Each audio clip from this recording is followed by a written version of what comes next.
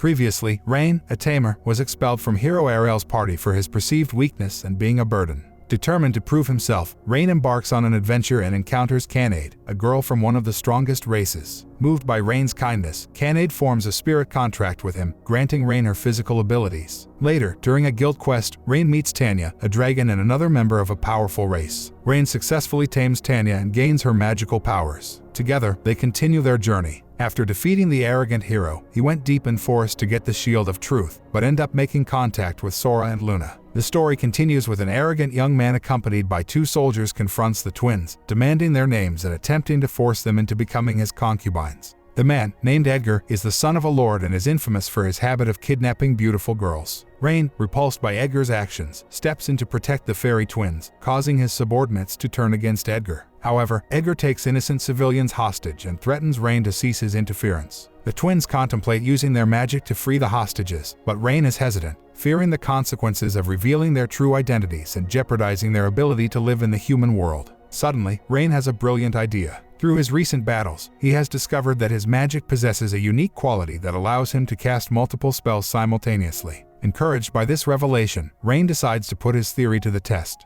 He unleashes a barrage of fireballs, resulting in multiple fireballs appearing at once and incapacitating all of Edgar's subordinates. The hostages are freed from their captors. Rain's successful intervention drives Edgar away, earning him gratitude from the villagers. Unbeknownst to Rain, Ariel silently watches the scene unfold nearby, a wicked smile spreading across his face. Little does Rain know that he has become more formidable than any monster as a hero. Back at the hotel, the fairy twins excitedly recount Rain's bravery to their companions, focusing on the blessings Rain received after forming a contract with them. As a beast tamer, Rain possesses the ability to cast multiple spells instantly, surpassing the power of many magicians who have dedicated decades to their craft. The group's mood grows serious as Rain brings up Edgar's nefarious reputation. Informed by a local resident, Rain learns that Edgar, leveraging his father's position as a lord, appears to be colluding with a knight dispatched by the Empire. Encouraged by his comrades, Rain resolves to confront Edgar and rescue the abducted girls. Meanwhile, Edgar plots his revenge against Rain and offers a bag of gold coins to the knight captain, Chili. Both sides prepare for the impending conflict. Rain takes the initiative, accompanied by Canade, as they report Edgar's suspicious activities and behavior to the authorities. However, the Order dismisses Rain without investigating the actions of the Lord's son, confirming the rumors of collusion between the Knights and Edgar. On their way back, Rain encounters a girl named Stella, the vice captain of the Knights. Stella, too, has discovered the illicit alliance between the Knights and the Lord's family but has been unable to hold them accountable due to her lack of powerful allies. Meeting Rain fills her with hope.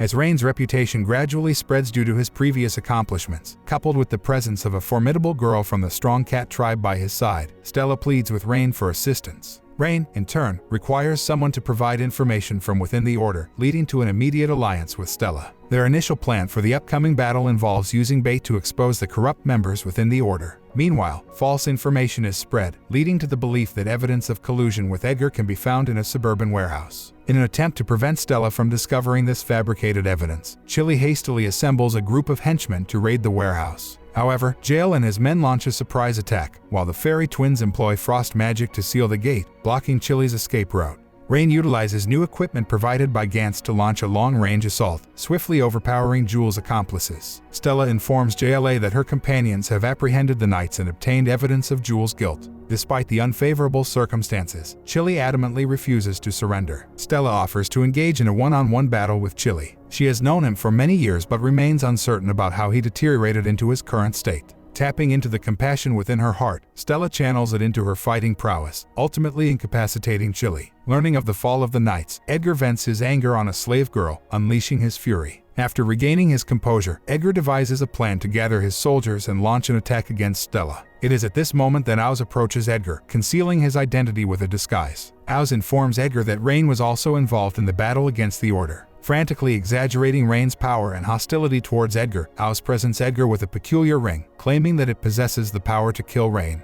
Influenced by the mysterious power of the ring, Edgar succumbs to arrogant laughter. Stella leads the female knights who support her to the Lord's mansion, accompanied by Canade and Tanya, to investigate the crime of collusion between the Lord and the Order. Stella's group consists of powerful and loyal guards. Rather than allowing them to proceed unhindered, the situation escalates into a heated altercation elsewhere. Meanwhile, Rain and the fairy twins stealthily infiltrate the Lord's mansion while their companions divert the guards' attention. The twins employ their magic to locate the slaves imprisoned by Edgar. they sense the presence of a creature with formidable magical abilities. Rain speculates that the creature belongs to one of the strongest races but cannot ascertain whether it is Edgar's slave or companion. Rain instructs the fairy twins to free the slaves while he sets out to investigate the source of the magical power. During his search, Rain encounters a captive girl whom he helps heal her injuries using his restorative magic. Gaining her trust, the girl introduces herself as Nina, a member of the Demigod race, one of the most powerful races, who had been living in the mountains until she crossed paths with Edgar. Driven by his lustful desires, Edgar took local villagers hostage to blackmail Nina and subjected her to a magic-restricting collar, reducing her to a slave. Determined to liberate Nina, Rain decides to destroy the collar. However, the collar emits a powerful magical shock that inflicts excruciating pain on Rain. Nevertheless, Rain is no longer the feeble beast tamer he once was. With the blessings bestowed upon him by his 4 powerful comrades, he perseveres and ultimately destroys the collar. As Rain successfully rescues Nina, his companions bring the battle to a close, and the fairy twins successfully free all the slaves. Kanade and Tanya, relieved of their concern for the slaves' safety, break through the guards' defenses and reunite with their comrades in the hall. Observing Rain's rescue of another girl, the 4 girls playfully tease him about his apparent luck with the opposite sex. In the midst of this, the Lord attempts to escape but encounters an unfortunate twist of fate as he directly crosses paths with the protagonist group. In a sudden turn of events, Edgar activates the ring bestowed upon him by Ouz, summoning a monstrous entity in the form of the Grim Reaper to attack Rain. From the rooftop, Ariels listens intently to the screams echoing from the hall, confident in Rain's impending demise. However, much to everyone's surprise, Rain emerges unscathed. His comrades are baffled by his ability to withstand such a high-level magic attack. Luna conducts an experiment and discovers that Rain is immune to a particular type of poisonous attribute magic. It becomes apparent that the fairy twins' blessings have endowed Rain with the ability to cast multiple spells simultaneously and grant him immunity to certain forms of magic, thereby saving him from the monster's assault. Meanwhile, as Edgar anticipates his impending downfall, fear, anger, and unwillingness consume him, affecting the ring. Suddenly, a tremendous surge of power emanates from the ring, completely enveloping Edgar in an instant. Reacting swiftly, Rain attempts to attack with fire magic, but to no avail. Instead, a malevolent aura-clad monster materializes before them. The familiar scent evokes memories in Rain's mind of the demon race that decimated his hometown many years ago. Rather than targeting Rain, the high-ranking demon sets its sights on the town's inhabitants, embarking on a hunt. Rain requests Stella to arrange shelter for Nina and the residents, while he leads his companions to confront the demon. The battle between the two forces commences, with Tanya, Kanade, and Rain taking charge of the main offensive, while the fairy twins unleash their high-level magic. However, their attacks prove ineffective. The high-ranking demon summons a multitude of weak monsters that can easily be defeated individually. The real challenge lies in their endless summoning, which puts Rain and his allies at a disadvantage. Their physical strength and mana are constantly being drained. While the high-ranking demon remains in peak condition, its power already poses a significant threat. The group can only imagine the terror that awaits when the Demon King arrives. The demon continues to summon monsters, prolonging the battle. Growing impatient, it appears ready to destroy the town. The protagonists convene to devise a plan.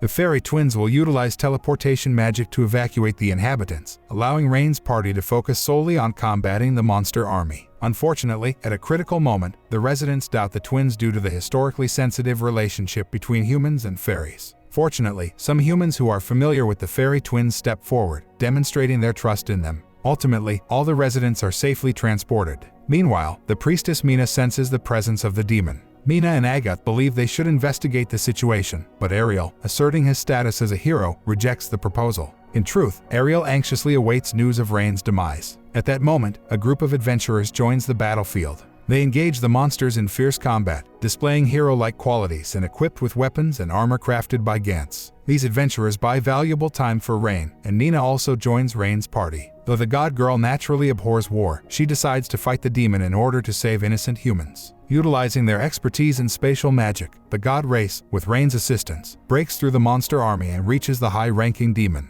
Employing his unique taming ability that surpasses that of ordinary beast tamers, Rain gains control over the monster army. Under Rain's command, the monsters besiege the demon, ultimately vanquishing this formidable enemy. 3 days after the battle, the town's restoration work is complete. Stella assumes the role of the new captain of the knights, while the former captain and the colluding lord are escorted to the royal capital to face judgment. With Nina's village relocated, the god girl, who has nowhere else to go, joins Rain's party. They have become popular heroes in town, capturing the attention of everyone. Nina grows fond of being in the company of Rain and the others, leading her to propose a contract with Rain. Fortunately, the ritual does not require a significant amount of blood. If Rain doesn't perish at the hands of demons, he will eventually succumb due to the blood he consumes during contract signings. The group of protagonists receives a notification to gather at the Adventurers Guild, where they meet the new knight captain, Stella. She is a kind-hearted female knight who has established a partnership with the guild. As a result, the adventurers will assist in defending the town against future demon invasions. Additionally, since Rain has defeated the A-level demon, the guild promotes him to a C-level adventurer. Rain doesn't pay much attention to the unequal honor. His current concern lies in finding a solution for their accommodation issue.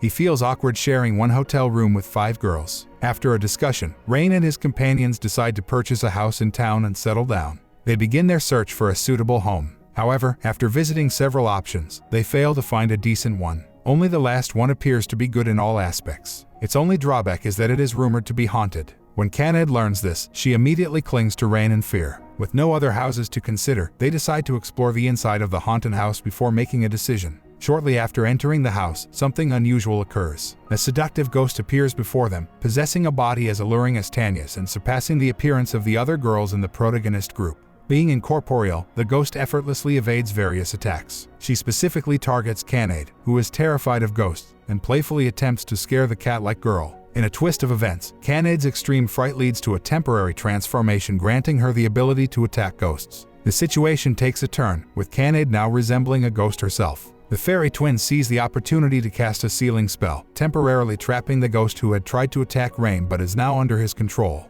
Finally, Rain gets a chance to have a calm conversation with the ghost, who introduces herself as Tina Holy. Her owner was a pervert who brutally murdered her 30 years ago, possibly because she hadn't experienced enough of life. Reluctant to become a ghost, Holy wandered until she found solace in the current house where she resides. Hearing Holy's story dispels Canade's fear of her. In the end, Rain resolves the haunting predicament and purchases the house of his choice. They then begin preparations for a celebratory party to mark their move into the new home. The joyous atmosphere at the party triggers nostalgic thoughts for Rain. He had lost his family many years ago and became an orphan, but now, with his new family, Rain is no longer alone. This brings an end to Season 1 of Beast Tamer. If you enjoyed it, then don't forget to subscribe our channel, aniexplainer.